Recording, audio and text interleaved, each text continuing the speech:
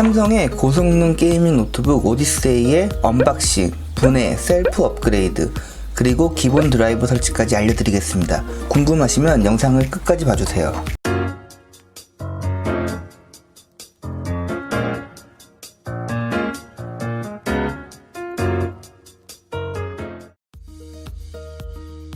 반가워요, 다성이 아빠예요.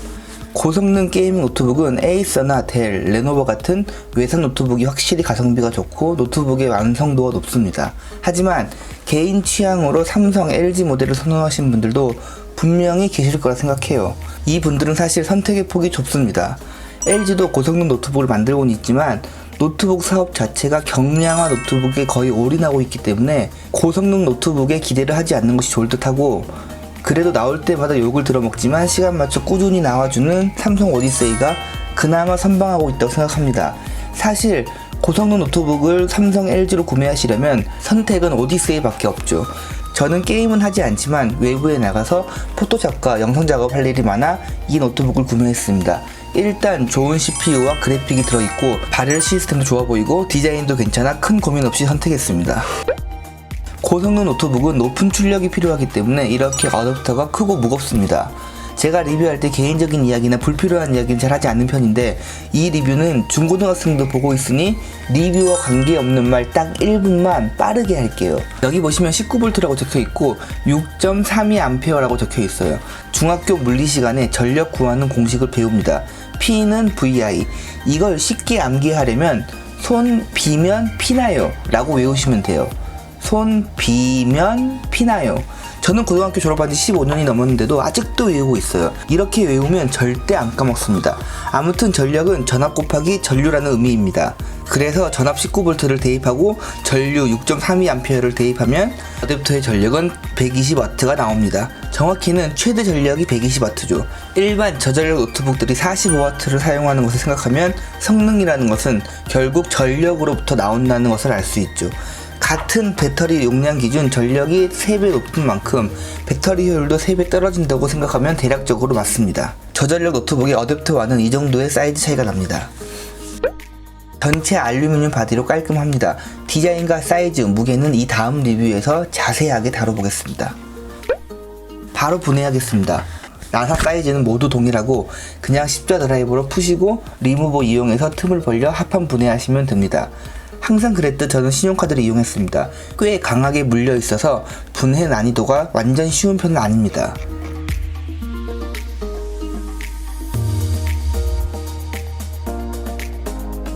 하나씩 체크해 보겠습니다. 히트 파이프가 5개 달려있고 적당한 사이즈의 팬 2개가 들어있습니다. 물론 히트 파이프와 팬을 눈으로만 봐서 냉각 효능을 수치적으로 파악할 수 없지만 대략적으로 이 정도면 괜찮다 수준으로 생각할 수 있죠. 하지만 듀얼팬과 5개의 히트 파이프가 좋다고 할 수는 없습니다. i7-9750H의 발열이 굉장한 편이기 때문에 굳이 좋다고 하기보다 적어도 이 정도는 설계되어야 한다 정도로 생각하시면 좋습니다. 저가형의 고성능 노트북들은 이것보다 안 되어 있는 경우가 많은데 가격만 본다면 좋은 선택이지만 장기적으로 봤을 때 피하시는 게 좋죠. 제가 작년 고성능 CPU에 원펜 2 히트파이프의 MSI 제품을 사용한 적이 있었는데 정말 끔찍했습니다. 물론 가격이 70만원대라 큰 불만은 없었지만 장기적으로는 안 되겠더라고요. 합판으로 공기가 유입돼서 냉각시키고 내 방향으로 빠져나가는 구조입니다. 정교하고 깔끔하게 설계되어 있어요. 그런데 광고에서는 키보드 위로도 공기가 유입돼서 키보드 부분으로 열기가 올라오는 것을 막아준다고 되어 있는데 제가 의식하고 사용했지만 잘 모르겠어요. 공기를 빨아들이는 팬은 따로 없어 보이는데 그냥 뚫어놓기만 한 것 같아요. 이 부분은 확실히 잘 모르겠네요. 기본 M.2 256기가 들어있고 추가로 M.2에 2.5인치 디스크까지 트리플로 설치 가능합니다. 휴대용 노트북은 굳이 트리플까지 필요 없겠지만 고성능 작업을 위한 이 노트북은 트리플 스토리지가 필요하다고 생각합니다. 램은 8기가 하나 꼽혀있고 듀얼로 구성 가능합니다. 배터리는 54W시로 보통 이 등급에 이 정도 들어가긴 하지만 휴대용으로 사용하기엔 큰 의미 없는 수치이죠. 노트북 덩치에 비해 스피커는 부실해 보이네요. 원활한 업그레이드를 위해 배터리를 먼저 제거하겠습니다. 저전력 노트북들과 다르게 고성능 노트북은 전력 효율이 좋지 못해 배터리에는 많은 신경을 쓰지 않아요. 배터리 용량이 작아도 오래 못 쓰고 커도 오래 못 쓰니 차라리 무게와 단가라도 줄이기 위해 이 정도 용량을 사용하죠. 요즘은 2kg대에 90W 정도 들어가는 노트북들이 나오곤 있긴 하지만 고성능 노트북을 데일리 휴대용으로 가능한지에 대한 부분은 개개인마다 다르겠죠. 여기 54W라고 적혀 있습니다. 먼저 저는 작업용을 위한 세팅이므로 2.5인치 하드디스크 2TB를 추가로 구매했습니다. 두께는 7mm로 구매하시면 됩니다. 어려운 것 없이 그냥 나사만 풀고 조이고 케이블만 꽂아주시면 됩니다.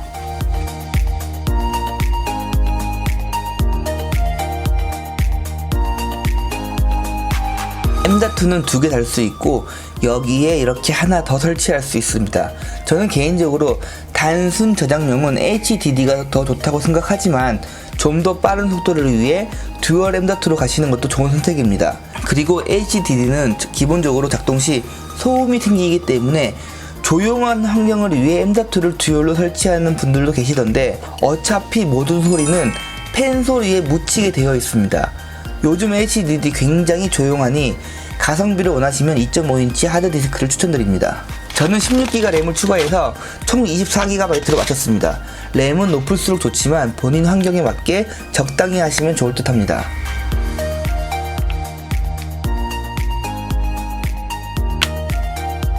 결합은 분해의 역순입니다.